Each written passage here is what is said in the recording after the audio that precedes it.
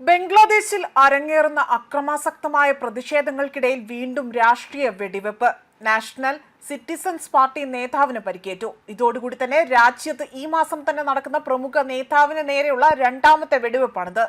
വിദ്യാർത്ഥി നേതാവ് ഷെരീഫ് ഉസ്മാൻ ഹാദിയുടെ കൊലപാതകത്തെ തുടർന്നുണ്ടായ അക്രമാസക്തമായ പ്രതിഷേധങ്ങൾ അതാണ് ഈ പ്രശ്നങ്ങൾക്കെല്ലാം തുടക്കമായി തന്നെ വ്യക്തമാകുന്നത്.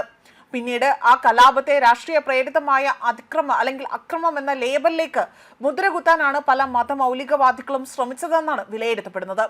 ഇടക്കാല സർക്കാരിന്റെ തലവൻ മുഹമ്മദ് യൂനസ് ആകട്ടെ ഇതിനെ ലാക്കാക്കിക്കൊണ്ട് വരുന്ന ഫെബ്രുവരിയിൽ നടക്കാനിരിക്കുന്ന നിയമസഭാ തിരഞ്ഞെടുപ്പിനെ ലക്ഷ്യം വെച്ചുകൊണ്ട് തന്നെ പ്രവർത്തിക്കുകയാണ് ചെയ്യുന്നത്.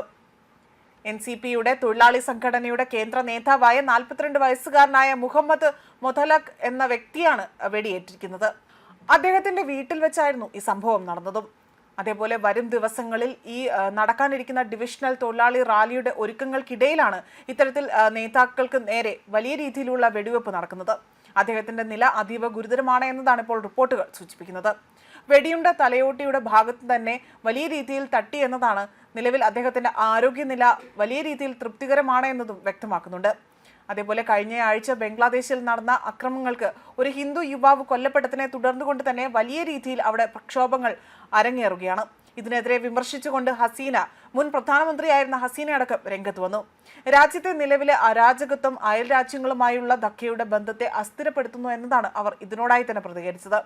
ന്യൂനപക്ഷങ്ങളെ കൊല്ലുന്നതിൽ ഹസീന ആശങ്ക പ്രകടിപ്പിക്കുകയും ഇന്ത്യ കുഴപ്പത്തിലേക്ക് നീങ്ങുകയാണെന്ന് പറയുകയും ചെയ്തു. യുവ നേതാവ് ഷെരീഫ് ഉസ്മാൻ ഹാദിയുടെ കൊലപാതകത്തെ തുടർന്ന് കഴിഞ്ഞയാഴ്ച ബംഗ്ലാദേശിൽ അതിക്രമം പൊട്ടിപ്പുറപ്പെടുകയാണ് ഉണ്ടായത്. ഫെബ്രുവരി 12 നടക്കുന്ന പാർലമെന്റ് തിരഞ്ഞെടുപ്പിനായി തന്നെ ധക്കയിൽ പ്രചരണം നടത്തുന്നതിനിടയിലാണ് 32-കാരനായ അദ്ദേഹത്തിന് വെടിയേക്കുന്നത്. രാജ്യത്തെ 27 വയസ്സുള്ള ഹിന്ദു യുവാവ് ദീപു ചന്ദ്രദാസ് കൊല്ലപ്പെട്ടതിനും അതിക്രമം സാക്ഷ്യം വഹിച്ചു. അതുപോലെ തന്നെ യുനസ് സർക്കാരിന്റെ കീഴിൽ വലിയ രീതിയിൽ അക്രമം പെരുകുക മാത്രമാണ് ചെയ്തിട്ടുള്ളതെന്നും അത് തടയാൻ അവിടെ ആർക്കും തന്നെ ശക്തിയില്ല എന്നും അവർ വ്യക്തമാക്കുകയാണ് ചെയ്തിരിക്കുന്നത്. രാജ്യത്തിനുള്ളിൽ അടിസ്ഥാനക്രമം ഇല്ലാത്തതിനാൽ തന്നെ ബംഗ്ലാദേശിനെ വിശ്വാസ്യത അന്താരാഷ്ട്ര വേദിയിൽ തകർത്തുകൊണ്ടിരിക്കുകയാണ് ചെയ്യുന്നതെന്നും അവർ പറഞ്ഞു. ഇത്തരം സംഭവങ്ങൾ ബംഗ്ലാദേശിനെ വലിയ രീതിയിൽ ആന്തരികമായി തന്നെ അസ്ഥിരപ്പെടുത്തുകയും ചെയ്യും. മാത്രമല്ല ന്യായമായ ആശങ്കയോടെ വീക്ഷിക്കുന്ന അയൽക്കാരുമായുള്ള നമ്മുടെ ബന്ധത്തെയും ഇത് ബാധിക്കുകയും ചെയ്യും.